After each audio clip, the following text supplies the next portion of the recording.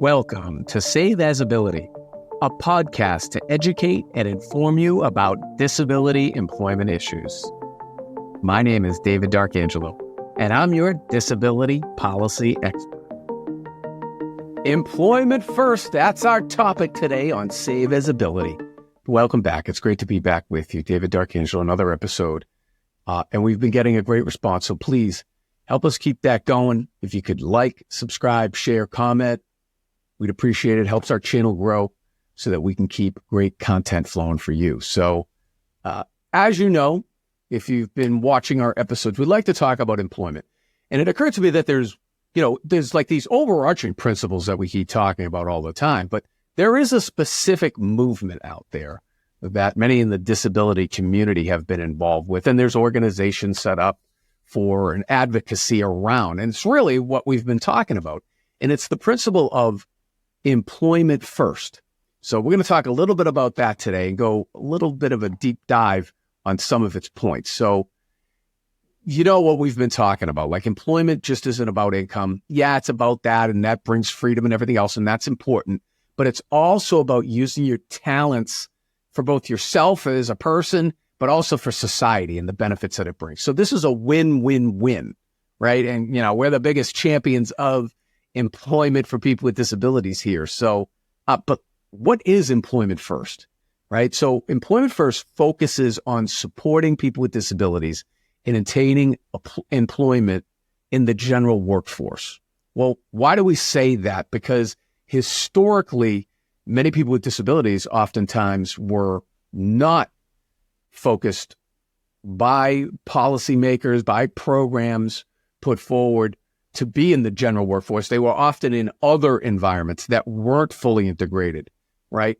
Now, we've come out of that mostly. There still are some remnants, but really that's the thrust of it, is to make sure we're talking about parity here, parity among all people, and that people with disabilities are working side by side, hand in hand with everybody else, people both with and without disabilities. So employment should be the first and preferred option for people with disabilities. Why? It helps bring independence, self-determination, and all the things we just talked about making good on the talents and abilities that everybody has for both their benefit and society's. We've got to talk a little bit about some advocates here.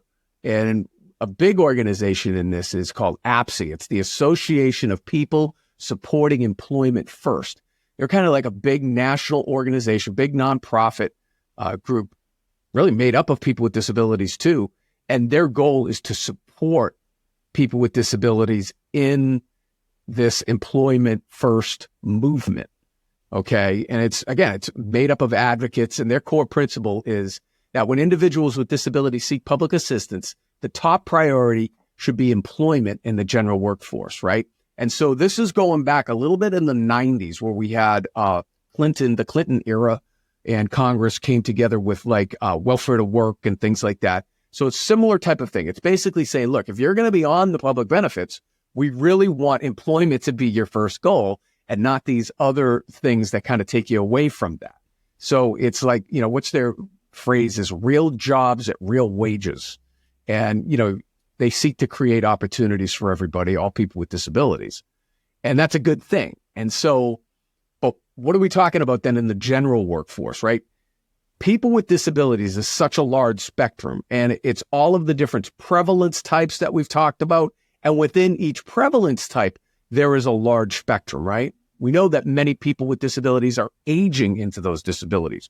So maybe they're starting their career in employment without a disability, or without a disability that is substantially limiting, right? Back to the definitions that we've been talking about. But then as time goes on, it does become substantially limiting, and they need more and more reasonable accommodations and things like that. So again, what we're seeking here, though, is parity.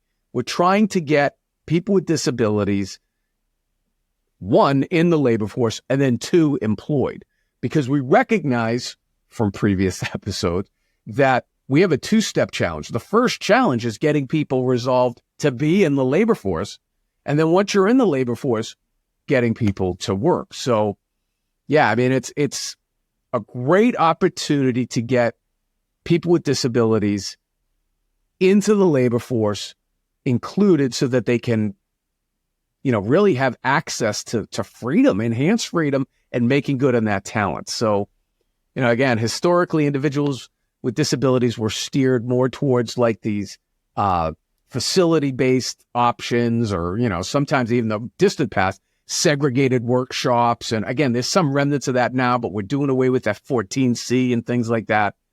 But this matters. Employment first principles kind of matter because what we're talking about is unlocking the potential of such a large amount of individuals in America that our labor force needs. Those people need to be able to get compensated and become independent and self-determined, but also our labor force needs it as well to be able to fill these jobs. So it's a win-win-win when it's done well.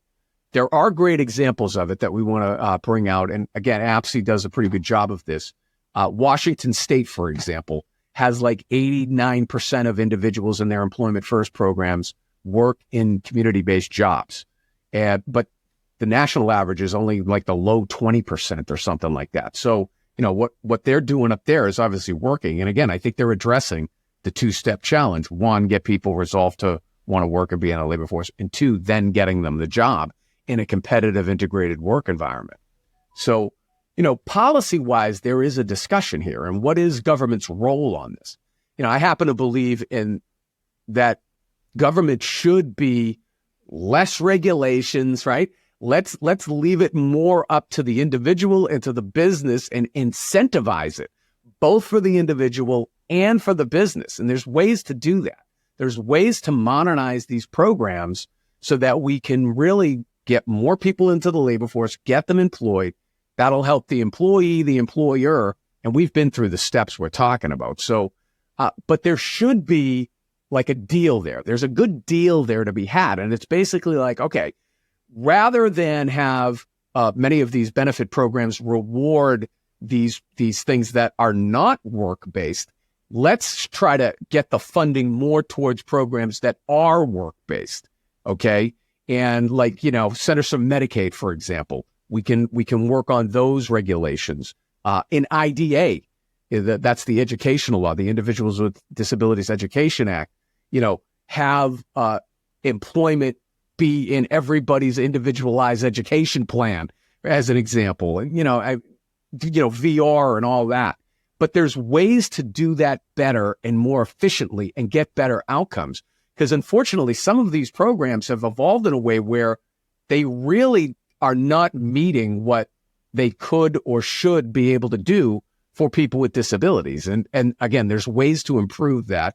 And we can agree or disagree, but we should have a healthy debate about that to figure out what we can do to improve the situation. So again, I wanted to talk about employment first here. It is important. It's not just me. This is a national movement. And there is a little bit of a debate in the disability community about it. But when it started, it was on one side. And I think the tide has really turned, that the large majority of individuals out there now, both people with disabilities, their family, and society, agrees that employment first is the way to go. So I hope you got something out of this episode. I'm fired up as usual, talking about all the great talents and abilities that our people with disabilities have. Let me know what you want to hear. Put it in the comments, like, subscribe, share, so we can keep great content flowing for you. It's David D'Arcangelo, another episode of Save Visibility, and I hope you have a great day. For more information about disability employment issues, please visit our website, disabilityemploymentsolutions.com. The Save As Ability podcast is available on Apple Podcasts, Spotify, our YouTube channel at Disability Policy Expert, or wherever you stream your podcasts. Subscribe, stream, rate, and review our shows. Your ratings and reviews help our show reach new audiences. Produced by Pod Pro Entertainment. Save As Ability lives within a network of podcasts located at podproentertainment.com. #TheNewRadio. Again, my name is David D'Arcangelo, and I'm your disability policy expert. Until next time, thank you. I hope you have a great day.